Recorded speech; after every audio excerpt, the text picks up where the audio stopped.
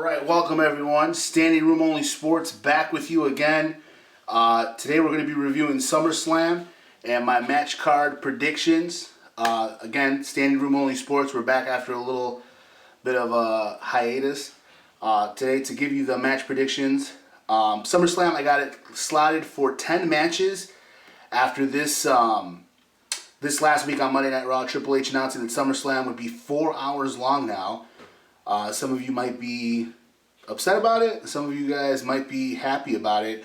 It's giving it that WrestleMania feel a little bit with being a 4-hour program. But let's get right into it. So the first match to open up SummerSlam, I got Adrian Neville versus Stardust. It's kind of been a recent little bit of a feud that they've had going on some of the house shows. I think it'd be a good match and probably a good one to start off and kick off SummerSlam. Next up, I got a Divas match. I got 2 Divas matches this year for SummerSlam. First up, it's Alicia Fox versus Becky Lynch versus Naomi in a triple threat. So this is part of that whole Divas revolution. You got one diva from each team, or each trio, and it'll be a pretty good triple threat match. Next up, I got Rusev and Cesaro. So over the course of the next 2-3 weeks, look for them to kind of incorporate Cesaro into that Rusev-Lana feud, especially if Dolph Ziggler does not come back. I think that'd be a really good match, given that both guys can work very well, and Rusev has the potential of being one of the best heels on that entire card. Next up, Randy Orton versus Kevin Owens. A little bit disappointed with what they're doing with Kevin Owens because he's kind of giving me that mid-card feel. Put him in a program with Randy Orton, although it's going to be a great match. Not too much to the story there. Next up, it's the Intercontinental title. We got The Miz versus The Big Show versus Ryback, defending it in a triple threat match. This has, again, been an ongoing feud over the last couple months here and a couple pay-per-views, so triple threat match there. Next up, and I think this is going to be some type of gimmick match.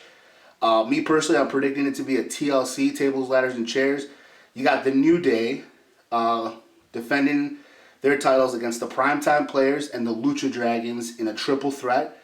Maybe you cut the Lucha Dragons out and it's just Primetime Players and New Day. Still think it's going to be some type of gimmick match with there being a TLC match. And you got some great high flyers with the Lucha Dragons if they were to go with the TLC match, where they could really, hit some high spots there.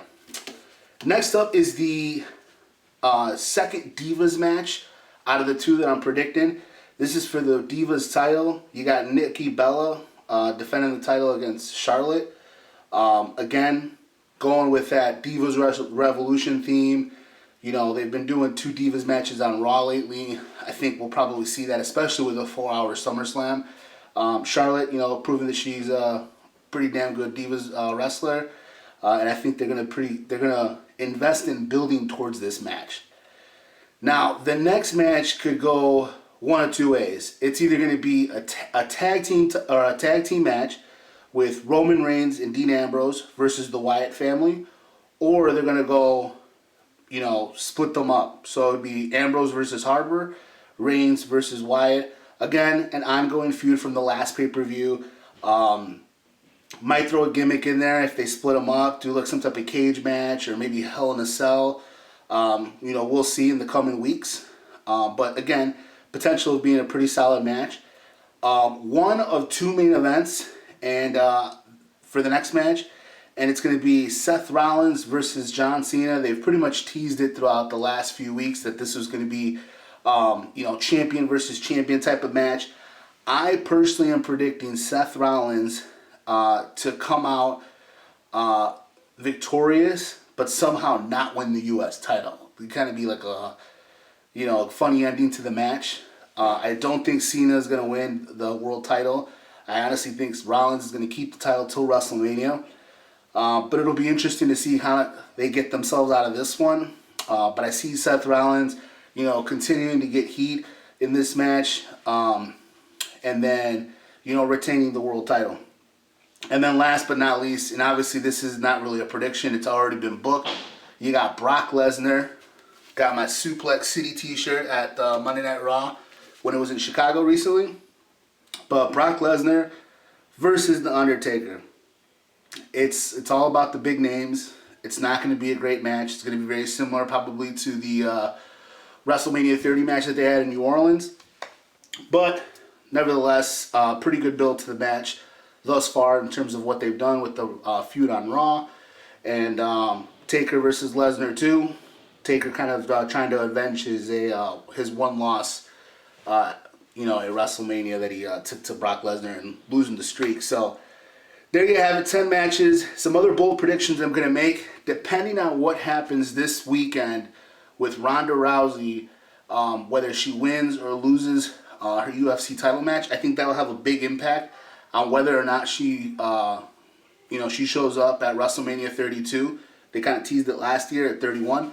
I think if she wins, pretty good chance that Ronda Rousey will probably make an appearance at WrestleMania 32 in some shape or form.